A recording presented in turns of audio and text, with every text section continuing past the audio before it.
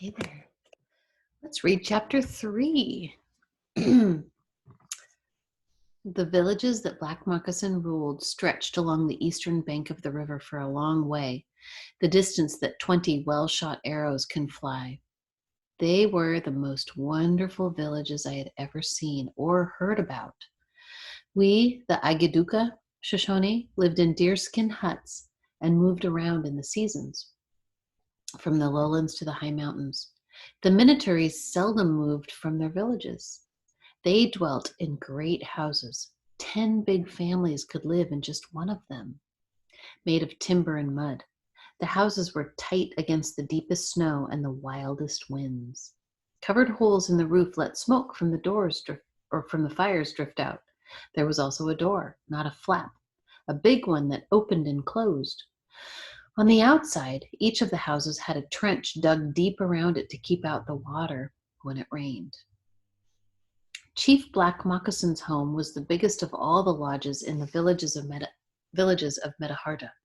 Though he only had 4 wives, 3 of the wives were kind to me from the very moment I came into the house.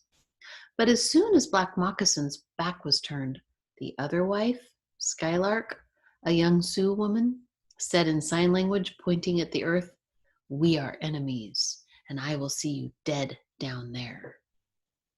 That's not very nice. Chief Black Moccasin knew what she said and gave her a beating with a carved stick.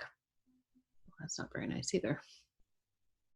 After that, she smiled at me as if she still had a chance, and I smiled back, but still, I didn't trust her. In truth, I did not trust any of the Minnetarees except Black Moccasin. That first night, I slept little. I had a sleeping place of my own, a corner curtained off with bearskins from the rest of the lodge.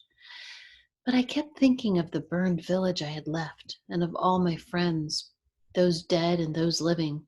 Especially I thought of Running Deer and the stricken look she had given me when Black Moccasin had shown no interest in her, and she was led away by the ugly warrior whose hair was cut short on the sides and stuck up in the middle. So it's like he had a mohawk, kind of. The one who had captured her. I lay in the dark and watched the sky beyond the smoke hole where the stars flowed by in a misty tide. I made peace with the thought that I was now a slave in the country of the Minnetarees and might remain so for the rest of my life. Fortunately, at dawn I was put to work and had no time to think. The Sioux woman took me out to the drying ground, a level place by the river, and gave me a small deer hide that had been soaking for days. In sign language, she asked me if I had ever worked with deer hides before. I nodded, making the sweeping sign that means many. I don't know what that is, but maybe it's like many. She said good with her hands.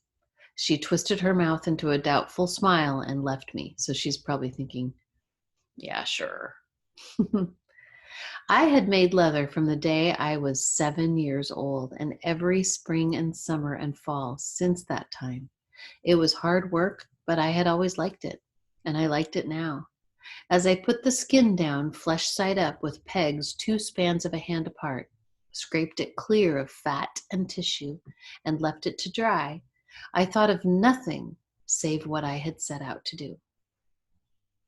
That means she's really focused. I pegged and cleaned so well that the following day, the Sioux woman brought 2 skins for me to work with. The next day, she brought 3. Though I could have done more, I did only 2 of them.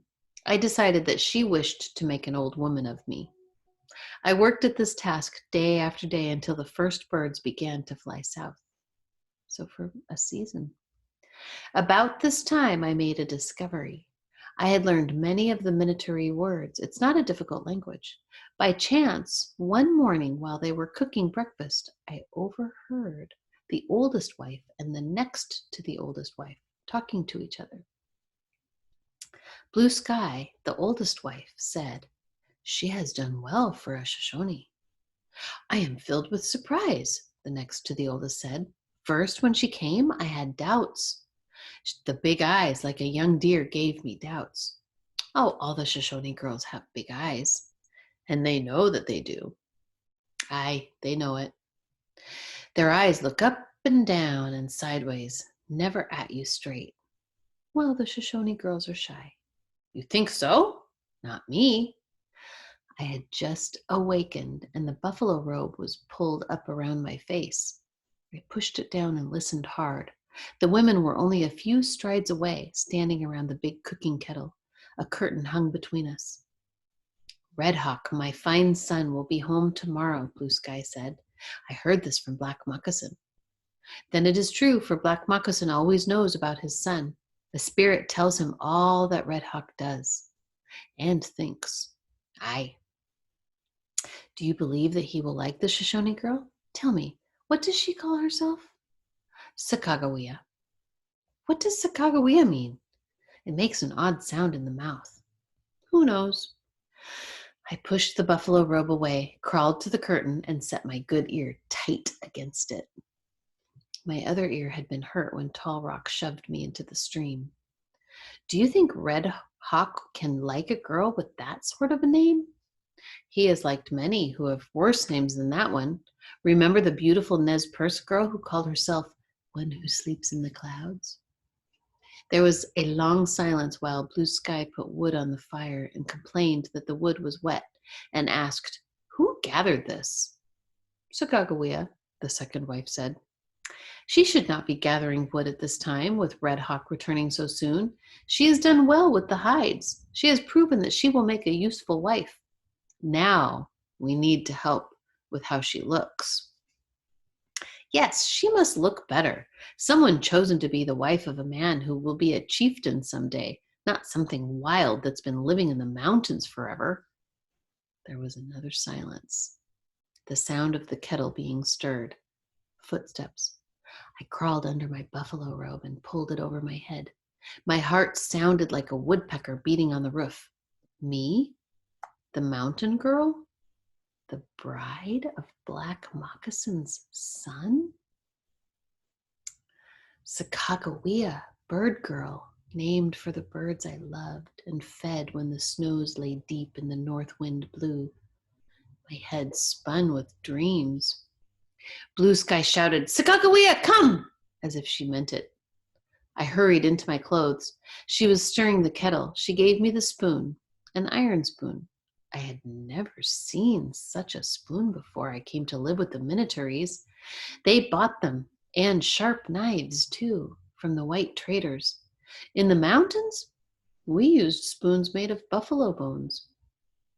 My head still spun, but I saw clearly in a wonderful vision a big lodge, my own lodge, with 20 or 21 places to sleep, at least 10 of them for children, set around the walls, each with its own curtains and wooden pegs to hang clothes on. And by the fire, a row of kettles, and from 3 poles nearby, I saw iron spoons hanging and dozens of knives. Today, Blue Sky said, we make clothes for you. The thing you wear hurts the eyes, and we will try to do something with your face. That's pretty insulting, isn't it? We'll try to do something with your face. Oh my goodness. Well, it's a different time. Stay tuned for chapter 4.